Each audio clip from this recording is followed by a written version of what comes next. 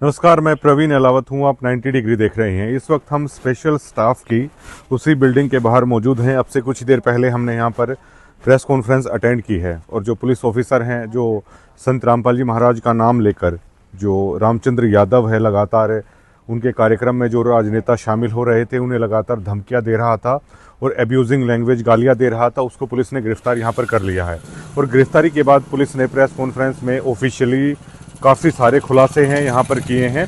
उन्होंने बताया है कि रामचंद्र यादव इस बात से आहत था कि संत रामपाल जी महाराज के प्रोग्राम में आखिर ये राजनेता हैं वो क्यों आ रहे हैं।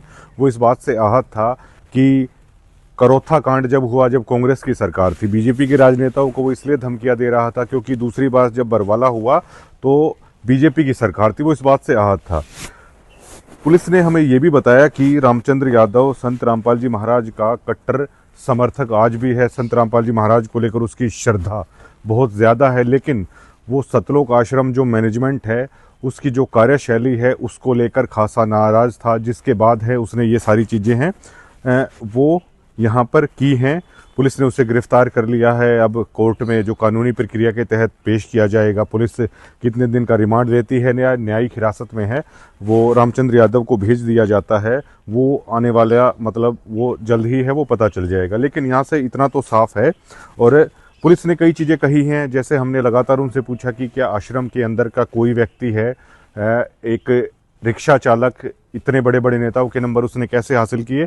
तो कई सारी चीज़ों पर पुलिस ने कहा है कि जांच का विषय है, कई सारी चीज़ों की जांच चल रही है, क्योंकि पुलिस हर एंगल से इस मामले को देख रही है। क्योंकि बड़े राजनीतिक लोगों को, रामचंद्र यादव है यहाँ पर ऐसी लैंग्वेज का है इस्तेमाल कर रहा है। पुलिस हर एंगल से इस मामले की बारीकी से यहाँ पर स्पेशल स्टाफ है वो जांच कर रहा है। उसके बाद भी कई चीज़ें निकल कर सामने आएगी, लेकिन अनऑफिशियली भी कुछ चीज़ें यहाँ पर निकल के सामने आई हैं कि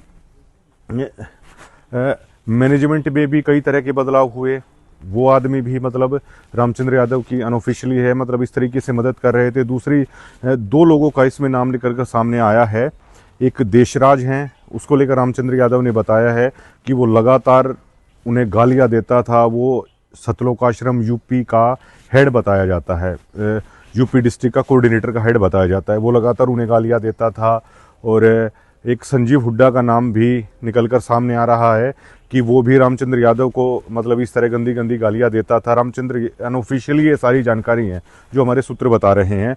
और रामचंद्र यादव ने बताया कि जब वो लगातार आहत हुआ इन सभी चीज़ों से, तो उसके बाद उसने मतलब इस तरह की भाषा का इस्तेमाल करना यहाँ पर शुरू किया है। लेकिन अब आप उस पुलिस कॉन्फ्रेंस को देखिए, जिसमें पुलिस ने काफ़ी सारी चीज़ें हैं जो हमने पूछी हैं और उसमें कहा है कि ये सभी जांच का विषय है और हर एंगल से उस मामले की जांच है वो की जा रही है। रामचंद्र यादव नाम का व्यक्ति को हमने कल गिरफ्तार कर लिया और जिसको आज केस अदालत किया जाए। कोई मामला इसमें सामने आया पूछताछ के दौरान? क्या पूछताछ में अभी ये बताया कि इसके खिलाफ में पहले भी 2 FIR दर्ज है, उत्तर प्रदेश और दिल्ली में अभी भी विचाराधीन है। और ये रामपाल बाबा है जो महाराज है, उसके संगठन का कार्य करता है। तो इस बिना पर ये पहले भी ऐसी अभद्र भाषा का प्रयोग किया है इसने और इसके खिलाफ पहले भी जेल में रहा ये। तो कल इसको गिरफ्तार करके ना आज केस अदालत किया जाएगा। तो ऐसा सुनने में आया सर कि ये ई-रिक्शा वगैरह चलाता है, कोई ऐसा भी मामला है क्या? जो ई-रिक्शा चलाना वो तो एक उसका कार्य है, वो तो एक अलग चीज़ है। इससे कोई मतलब है कि भी ये ई-रिक्शा चला रहा था या और कोई धंधा करता है।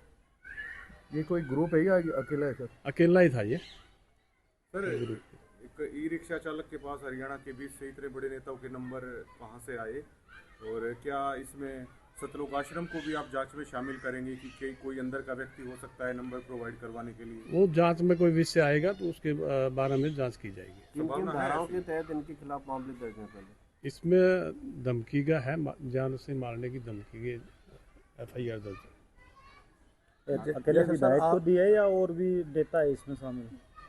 अभी जो दी है वो विधायक जी को दी है और अन्य किसी को दे रखी वो अलग मामले है। वो किन किन थानों में मामले दर्ज है? वो उत्तर प्रदेश, दिल्ली बताया आपको। सर इन्होंने बताया क्यों देता है सबको इस तरह की गालियाँ? वो तो अभी पूछताछ में क्लियर करेंगे हम सारी बातें। कई नामों के और खुलासा होने की उम्मीद